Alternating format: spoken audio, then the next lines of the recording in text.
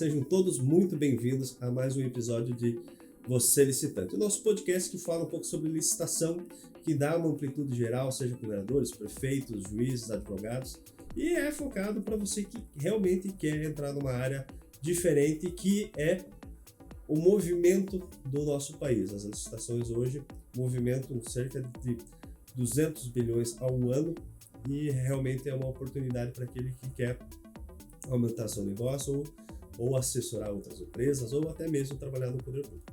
Meu nome é Cleber Doriz, professor especialista em licitações e contratos e ajuda realmente advogados a empreenderem uma nova advocacia. E hoje o nosso convidado é muito especial, é presidente da Câmara de Vereadores de Itaiópolis, tá? É uma mulher muito combativa, nas sessões sempre atuante e fala muito de algo que é muito importante para nós, que é o controle externo, especialmente nas licitações e especialmente em obras públicas, que é, eu digo, não só aqui, mas no Brasil, o calcanhar de Aquiles de qualquer gestor. E por que não, talvez por falha administrativa ou até mesmo por falha de órgãos de controle, seja Tribunal de Contas ou até mais superior. A nossa convidada é Kelly Fernandes Strizer. Ela é graduada em letras, tem especialização, várias inclusive, e é mestre em educação pela Univille. Agradeço, Kelly, por ter aceito o convite, tá? Por bater esse papo com a gente aqui. Isso é importante para todo mundo saber que não só os prefeitos, não só o gestor, mas também as empresas precisam tomar cuidado quando vão participar da licitação, porque é dinheiro público. Então, a primeira coisa que a nova lei de licitação já traz é que você pode sim ser responsabilizado juntamente com o gestor, porque você é uma empresa e tem a obrigação de prestar um bom serviço. Então, é o primordial. Se você fizer o básico, sempre não terá problemas. Minha primeira pergunta é, como que é o dia a dia de um vereador? Sei que você saiu da sala de aula, você entrou numa temática totalmente diferente. Eu já acompanho as sessões há algum tempo e já vi que não demorou muito já para pegar como que funciona. E como que é esse dia a dia? Então, primeiramente, eu agradeço a oportunidade de estar aqui nessa conversa. Acredito que esse canal é uma importante ferramenta para a gente esclarecer algumas questões. Então, como você falou, sair da questão da professora e entrar na vida política foi um desafio, né? Primeiramente, eu nunca imaginei, né, me tornar vereadora, ou seja, qualquer outro cargo político, e também agora assumir a questão da presidência da Câmara. Mas o papel do vereador, assim, né, como listado, como comentado em vários pontos, que sempre foi, né, o foco da fiscalização. Mas eu também trabalho outros verbos, como eu costumo dizer, né? Então, além do legislar, né, dessa questão de elaborar, ajudar na questão das leis para a coletividade, para o bem da coletividade, a questão da fiscalização, né, que é uma das ferramentas mais importantes do dia a dia do fazer do vereador. E também acredito que o julgar, ali vem muito importante, julgar as contas, ver o que realmente, onde foram investidos, né, toda a questão orçamentária e a questão do auxiliar, que talvez este é o verbo mais difícil, né, de ter a ligação executivo-legislativa. Porque a gente sabe, é histórico a questão, né, do papel do vereador, da questão da autopromoção também, né? De fazer o político de carreira, como a gente costuma dizer. Então, é claro, ele vai querer que o nome apareça em algumas situações e às vezes, né, talvez nem por maldade, mas acaba esquecendo do princípio que é a questão da coletividade. Então, esse último verbo, para mim, ele tem muito significado, a questão do auxiliar, de apresentar sugestões. Como você falou, eu sou uma pessoa... os alunos dizem uma professora difícil às vezes de lidar, né? Mas não é essa a questão, né? Eu me cobro muito e eu cobro muito, né? Cobro dos meus filhos, cobro dos meus alunos, cobro do grupo com o qual a gente convive diariamente também. E eu acredito que esse é o caminho, né? Esse é o papel a ser desenvolvido dentro do âmbito, principalmente da Câmara de Vereadores. É legal isso, porque quando fala em auxiliar, eu sempre falo, quando você tem fiscalização, automaticamente você está ajudando, né?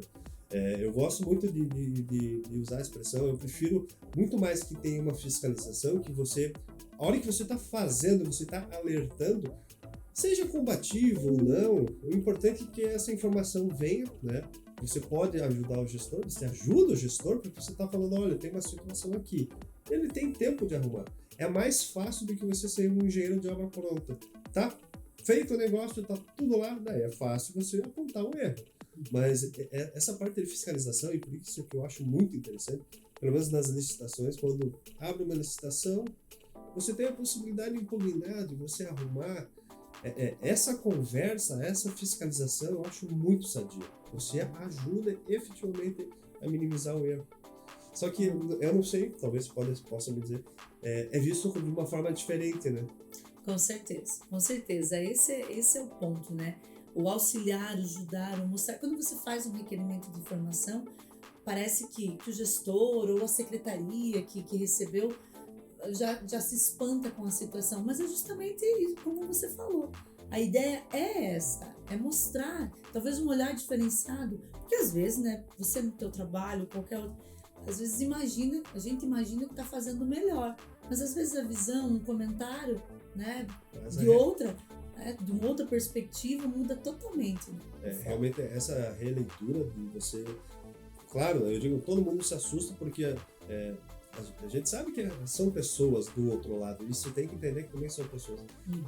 Mas ao mesmo tempo, eu recebi uma crítica, vi aqui, vou conseguir arrumar, vou ajudar.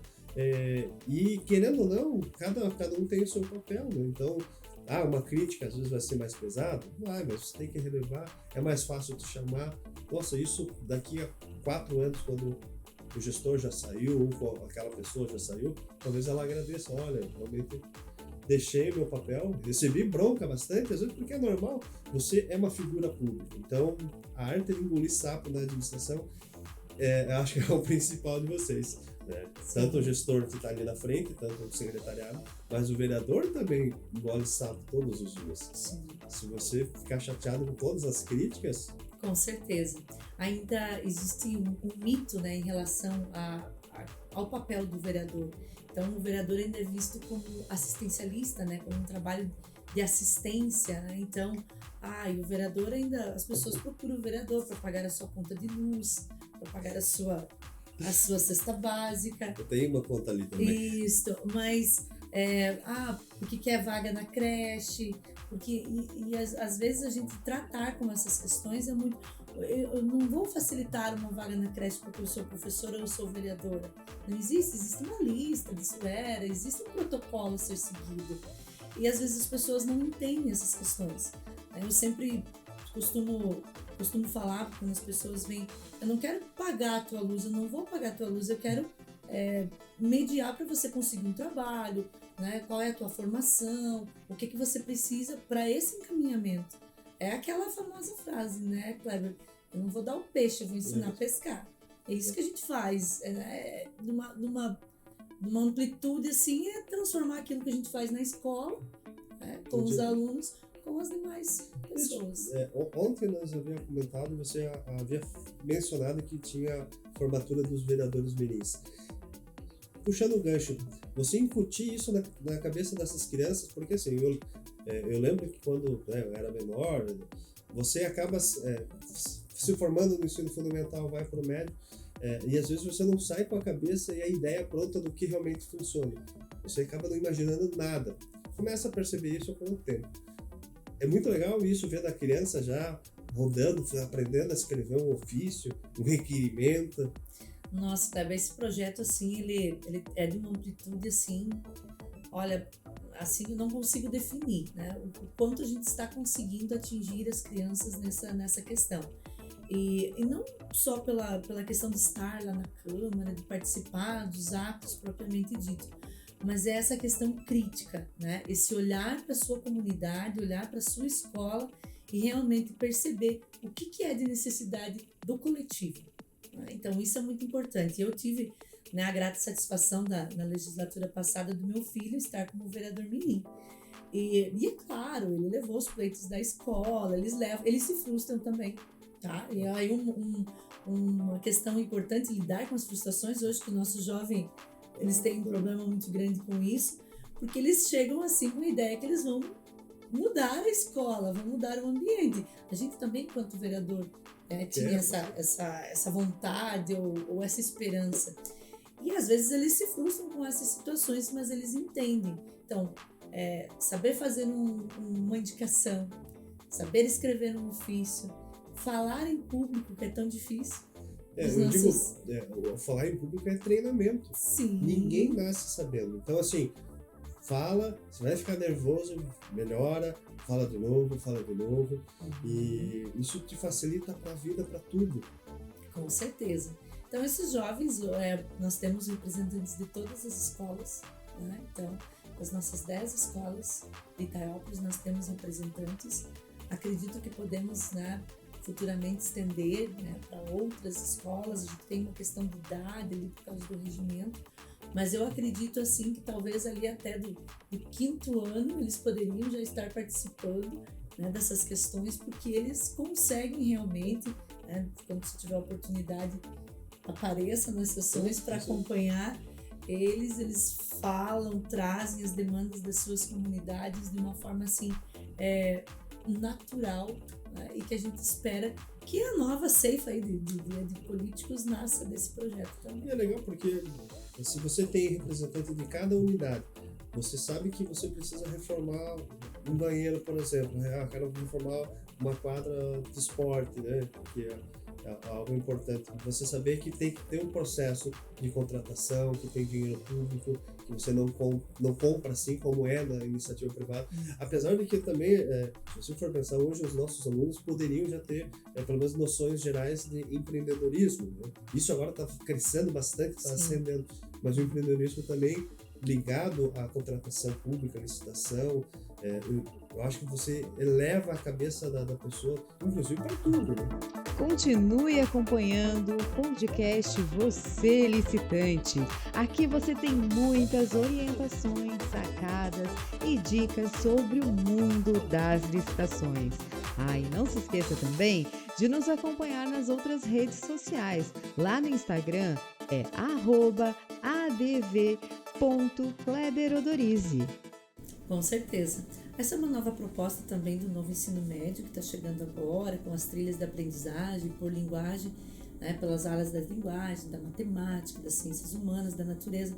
Então, está começando um movimento assim, né?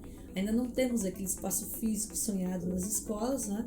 Mas nós temos assim um corpo docente que está abraçando essa causa e apesar das dificuldades a gente está ampliando. Mas também volto mais uma vez, vamos ter que quebrar alguns ciclos, né, de que o professor ele vai para a sala e passa ali o seu conteúdo e o aluno simplesmente é receptor. Agora mudou, ele precisa ser o protagonista do aprendizado dele. É até legal porque se você for pensar que hoje você está buscando projetos, uma nova visão, né? Se você lembrar também o professor hoje com a hora de atividade, vamos dizer, que ainda é um pouco controversa porque só está vamos dizer, na parte legal, mas na prática vocês acabam não tendo espaço adequado, vocês não conseguem executar uma série de coisas que vocês poderiam estar executando, né? Sim. E é uma coisa que eu brinco assim, precisa realmente fazer um espaço adequado, precisa licitar e contratar para fazer? Precisa, porque se você deixar só uma sala e um computadorzinho, eu fico pensando, quem em sã consciência, por exemplo, não quer trabalhar num lugar bom, adequado e que você possa executar as coisas? Mas eu tenho uma sala, um computadorzinho, um cantinho lá, no calor dos infernos, às vezes quente, frio.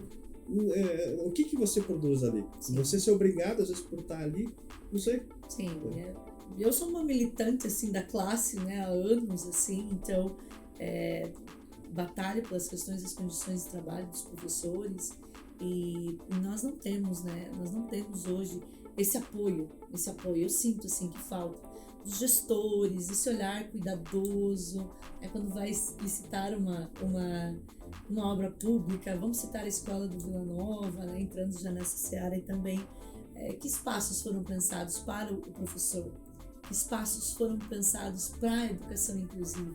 Então eu me preocupo assim muito com essas questões, né? Então, Mas veja só, no podcast anterior nós falávamos com o Pedro um pouco sobre o compliance. O compliance hoje ficou também moda, que é você estar adequado a todas as normas. A gente estava debatendo e acha muito impossível você conseguir adequar tudo. Mas o compliance, por exemplo, na educação, poderia ser também pensado em algo não só estar adequado, né, mas de fato executar. Você tem e agora sim a nova lei da licitação vai trazer muito planejamento. Então, por exemplo, se você recebe muito recurso federal, que é o caso da educação, você realmente deveria ter planejamento. E assim, quando eu falo planejamento, não é aquela coisa, vou pôr aqui porque é obrigatório, que às vezes a gente sabe que se faz isso e não se executa, né? O planejamento hoje, espero que realmente venha uma cobrança mais forte do Tribunal de Contas e que se organize de forma igualitária para todos os municípios, não só um ou outro. Hoje o problema que eu vejo, assim, você abre uma licitação em uma cidade X, na cidade Y ela é totalmente diferente. Aí isso vai se repetindo, fica tudo misturado, não é um padrão comum. Para as empresas é complicado, você não consegue nem executar, por exemplo, um projeto legal. Você tem um compliance na área de educação adequado. Com certeza. Às vezes a ideia, né, o pensamento, a visão que a gente tem é que as pessoas que fazem ou que trabalham com a questão da licitação, elas deveriam ter o mínimo de conhecimento daquilo que está se licitando. Às vezes é inaceitável, né, você ver um ambiente planejado como uma escola ou como um espaço assim para a educação não ser pensado por professores ou professores não serem consultados. Exatamente. Isso. E olha que legal, você mencionou isso, e hoje a nova lei de licitações ela vai exigir, pelo menos para obras, muito mais planejamento e organização, tá? Você poderia ter a formalização por demanda. Primeiro, o professor quer ter uma demanda, né? Eu vou fazer um novo colégio, tem a demanda. Você teria que ter um estudo técnico preliminar do que você precisa. Não só fazer o estudo, a obra, assim, projeto e execução. Acho que é aí que está o problema. Você poderia, olha, vou lançar um colégio daqui a 2 anos ou 1 ano, mas você tem quanto tempo para se planejar, para fazer tudo bem certo? Audiências públicas. Sabe, porque você coleciona ideias, Sim. sabe? Você vai colecionando, vai colocando planejamento e o gerenciamento de risco, né? Você começa a ter também uma leitura mais geral, porque agora também vai ter que ter pelo menos um setor responsável para fazer o gerenciamento de risco para essas grandes licitações, e daí se você lançar, ter um termo de referência bem feito e agora lançou a licitação, você não vai ter problemas. Mas realmente isso é uma coisa que pega, você tem a necessidade de fazer algo, mas o principal, quem vai usar, os alunos e os professores, não tem. Isso. Eu acho que foi uma das sessões que teve um comentário sobre o tamanho da sala, né? Acho que ficou quadrada, alguma coisa Isso. assim. Uhum. Qual que é a dinâmica disso? Porque dessa eu não sabia. Então, né, quando você pensa numa sala de aula, você tem que... a porta, geralmente, ela é na frente, né? Na frente está o quadro. Na frente está a mesa do professor. Então, toda aquela linha ali, aquele espaço, ele já foi, a porta já tomou conta, porque eu não vou conseguir colocar alunos ali.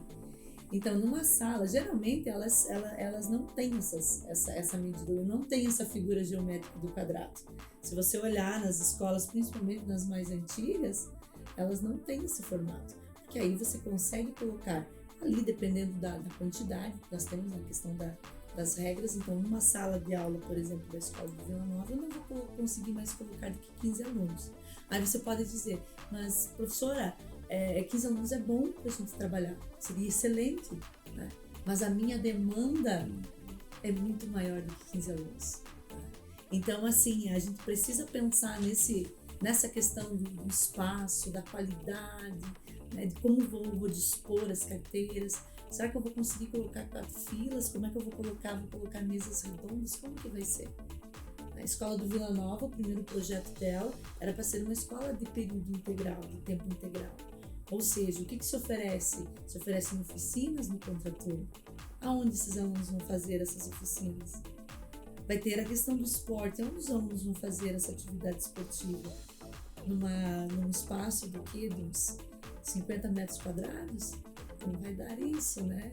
Lembrando que tem educação infantil. Mas olha que interessante, porque quando você contrata, e ali a gente sabe, vai contratar projetos. E eu vejo hoje a nível Brasil. A gente consegue monitorar todas as licitações do Brasil e tem muita licitação justamente para isso, só a contratação de projetos. Porque a gente sabe que a demanda do órgão público é muito maior, você não consegue ter esses profissionais. E às vezes se pede atestado técnico, qualidade daquele serviço. Talvez aí realmente poderia se exigir, por exemplo, uma unidade escolar, olha, eu quero um projeto, pessoas que já estejam qualificadas para fazer isso, para daí ter esse tipo de noção mais ampla, porque não é um comércio. Não. Então é uma leitura totalmente diferente, não é um prédio. Né? Sim. Eu conversava com uma arquiteta e o plano de finalização do curso dela foi justamente um colégio. E ela mencionou a dificuldade de você fazer um colégio, porque você tem que pensar em muitas coisas. Sim, com certeza. E é interessante porque talvez aí que se tivesse uma reunião, né, você explicar tudo, você começa a acender a luz, acho que eu vou ter que contratar uma pessoa que seja capaz de atender uma demanda mais específica. Sim. E eu vejo às vezes as licitações, quando a gente vai participar para outras pessoas aí no Brasil, tem licitações que pedem um monte de coisa, que é tudo besteira, sabe? Você não é uma licitação, sei lá, de 100 mil reais, é produto comum, daí pede um monte de coisa. Às vezes uma coisa que é importante, daí não pede. Eu acho que talvez, né, no caso específico desta obra citada, eu acredito que eu fui uma das primeiras a questionar a questão, né, da licitação, do que não estava correto dentro. Eu acredito que 20 anos de sala de aula trazem uma bagagem, uma né? visão totalmente diferente. Uma visão. E eu passei pela questão da esfera municipal, eu trabalhei na esfera federal, trabalhei com curso técnico também, no IFSC. Então, a gente tem um pouquinho dessa amplitude de visão de como fica lá na frente. Né? Então, também sou uma militante na questão da educação inclusiva. Então, assim, eu particularmente sou contra essas obras para a escola de 2 pavimentos. Eu penso na questão da acessibilidade. Gosto muito de uma escola que nós temos aqui no nosso município, que foi pensada para a questão do integral, que é a escola do Renascer, que ela foi construída em blocos. Justamente por isso. Tinha-se essa modalidade de ensino lá, mas eu não sei por que motivo ela foi extinta. Então, já tivemos uma experiência. Né? Será que ela foi realmente positiva ou negativa porque ela não continuou? E nós vamos novamente iniciar essa questão. Então, tudo isso vem à tona, né? Algumas questões, algumas dúvidas que ainda não foram sanadas. Você veja que interessante, você me deu hoje uma outra visão realmente de uma necessidade, porque a gente contrata engenheiros e arquitetos para fazer e não se dá conta do uso lá na frente. Isso. Porque quando você vai fazer um projeto hidráulico do bombeiro, tudo bem, você imagina o que é. Vai fazer um prédio, você imagina o que tem que ter ali. Na nossa casa, se for contratar, a gente vai fazer uma leitura do que pode acontecer lá na frente. E eu te digo o seguinte, se você fizer uma casa hoje, usar ela, e tiver que construir uma nova casa porque não gostou, você vai fazer totalmente diferente, porque você viu a tua falha. Então tá certo, tem que realmente pedir informação para professores, porque eles já vivem isso há muito tempo, já sabem o que dá errado. Como que você vai fazer uma atividade musical, por exemplo, numa escola dessa? Não tem como. Isso envolve acústica. Né? Então, assim, eu tenho, não sei se você tem formação em música também. Então, essas questões ali, elas todas estão envolvidas. E não só a questão da música, até a questão da sonoridade do professor dentro. Né? Posso citar uma outra escola, por exemplo, a Escola do Bom Jesus, a cobertura que foi feita. Quando licitaram, não pensaram nessa questão da acústica. Né? Quando cobriram o pátio.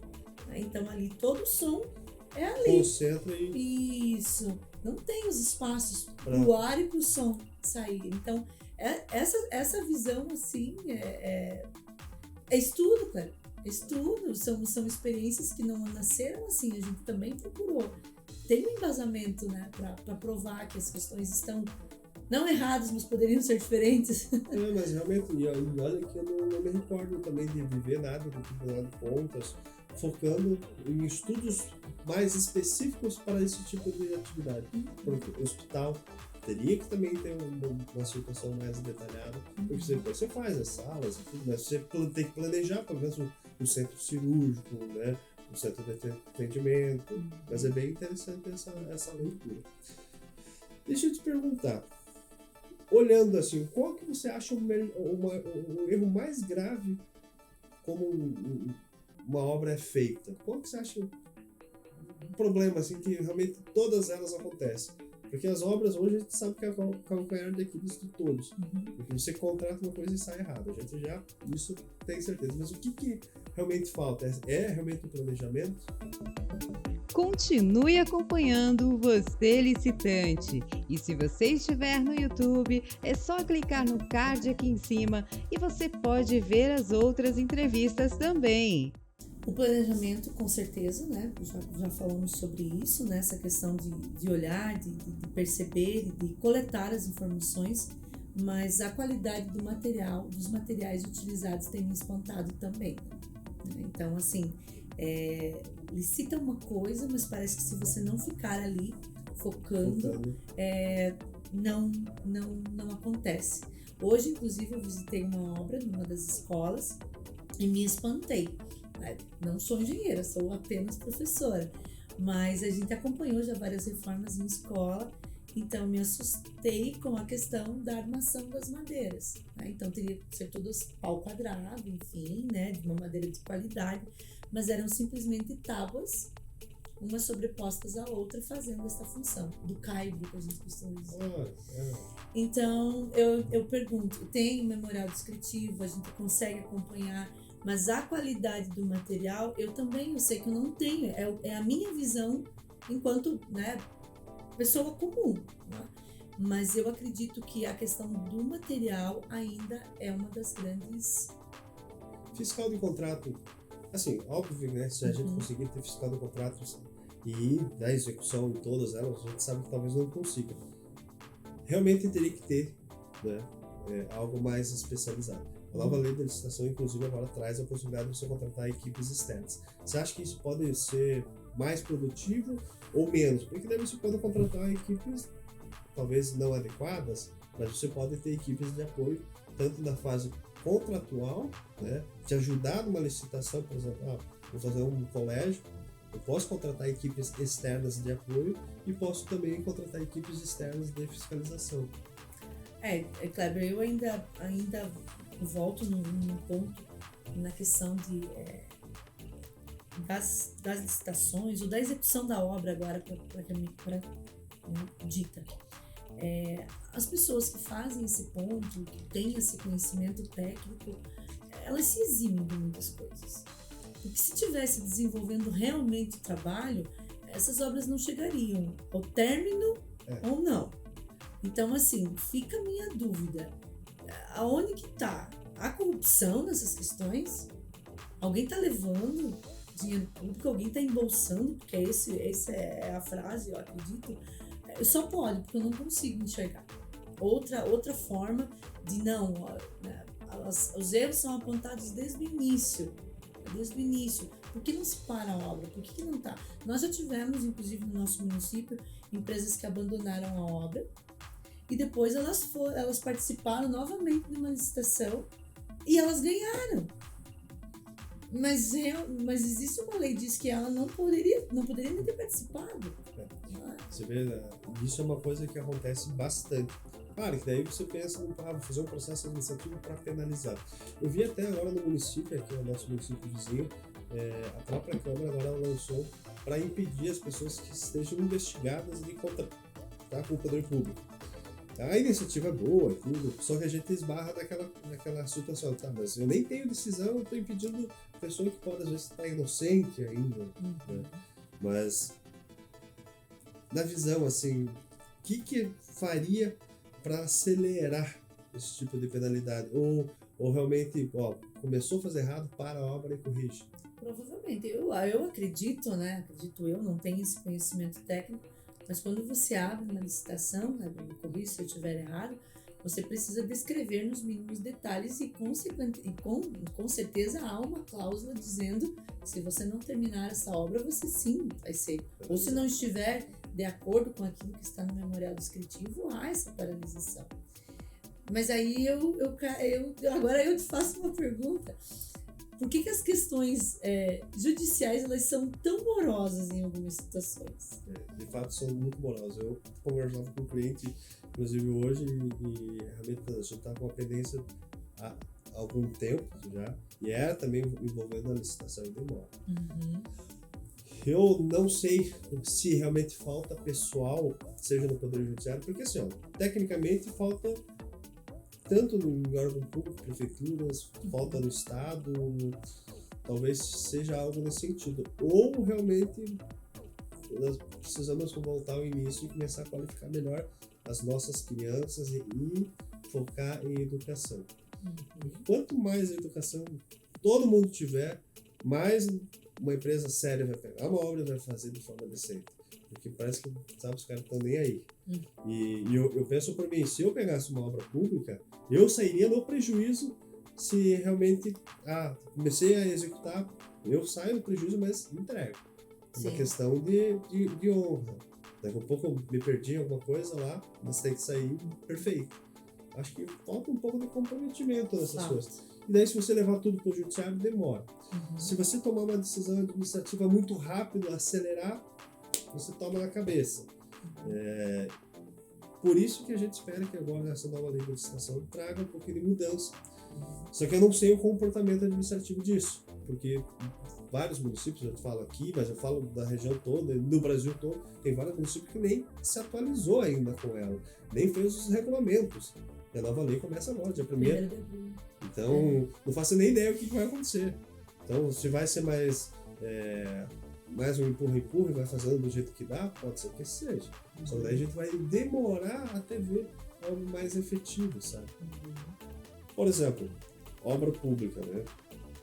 Hoje já poderia ter seguro.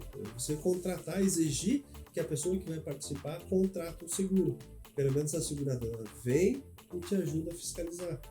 Isso já existe em São Paulo, inclusive, meio que colocou obrigatório isso em algumas obras. Talvez eliminaria todos esses problemas. E já existe, desde 93. Já existe essa possibilidade. Não sei por que não se faz isso. É a questão do performance bond, que é uma expressão americana. Lá, eu digo fora do nosso país, fora, né, para fora, Europa, Estados Unidos, já se tem isso. E algumas ainda se exigem seguro 100%. Aqui agora vamos aumentar para 30%. Mas lá não tem esses problemas, porque lá tem seguradora. A seguradora vai olhar, a obra pode ser que até fique um pouquinho mais cara, assim, de início, mas é 100% correto que vai acontecer. Você vai contratar o seguro, pô. E só vai ser segurada aquela empresa que for boa. Sim. A seguradora não vai te contratar se você não executou uma obra. Mas eu quero segurar outra. Não, peraí. O risco de eu te dar o seguro é muito alto. Sim. Talvez seja uma alternativa. Com certeza.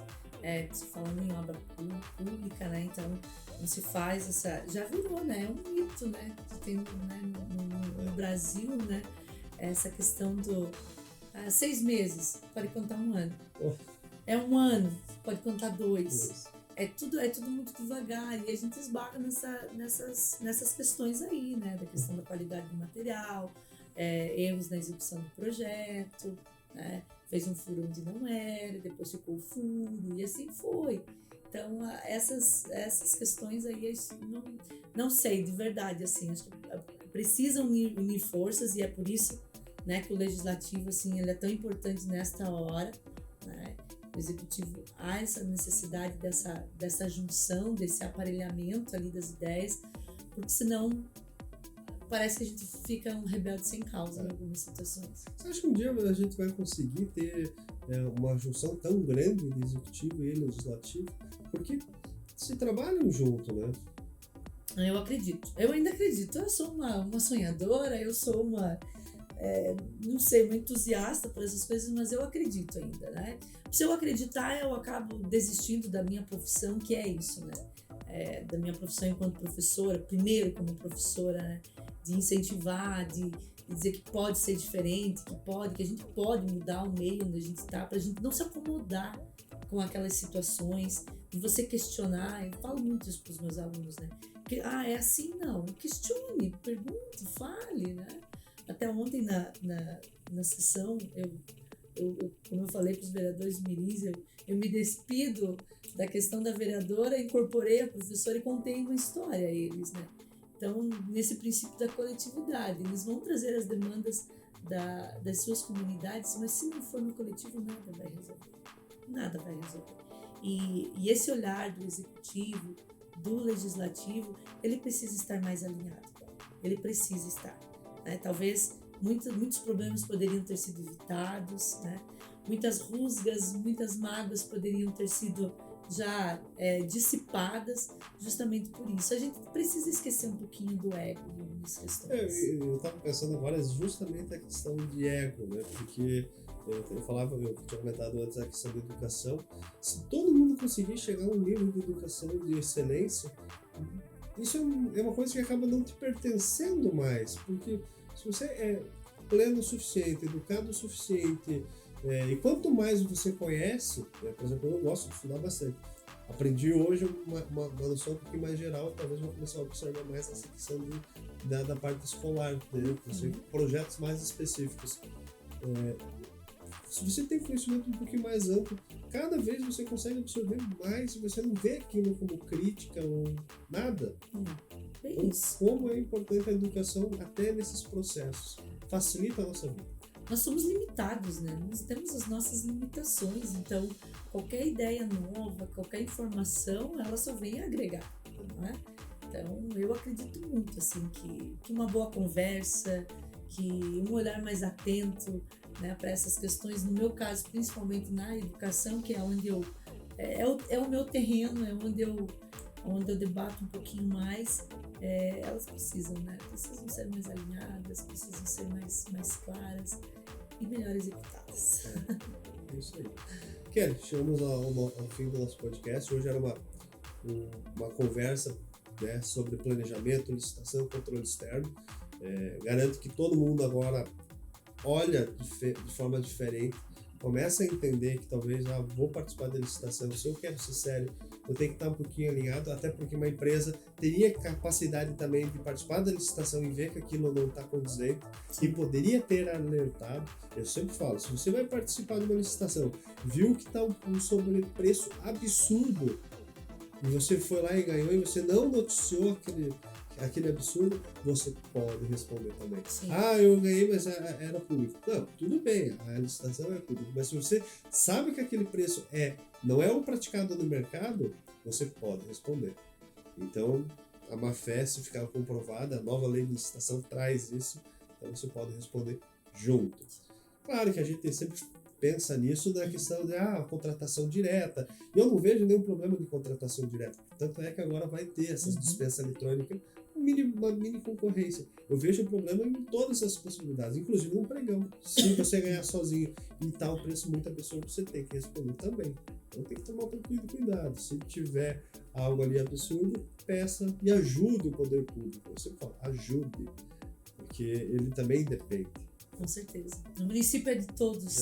É aqui que nós vivemos, é aqui que nós construímos os nossos sonhos, criamos os nossos filhos, então eu acredito que pensar na coletividade é o mais importante. Muito agradecido por ter aceitado. O teu tempo, eu sei que agora é escasso aí com a presidente, com a presidência, tem colégio, tem tudo, tem os filhos, tá, que estão corridos aí. Com certeza. Mas eu agradeço novamente. Pessoal, um abraço. Kelly, vou te deixar a palavra aí para dar um agradecimento a algo que você queira encerrar. Tá? Isso, agradeço, Kleber, primeiramente, a oportunidade e peço sim que as pessoas acompanhem os trabalhos, né? O seu trabalho, inclusive, que eu não conhecia, mas fiquei muito feliz, e que acompanhem mais os trabalhos, não só dos vereadores, mas das suas comunidades. Né? Comecem a olhar ao redor e ver o que nós podemos para fazer o nosso ambiente melhorado, ficar melhor no ambiente. Bom, muito obrigada. Eu agradeço.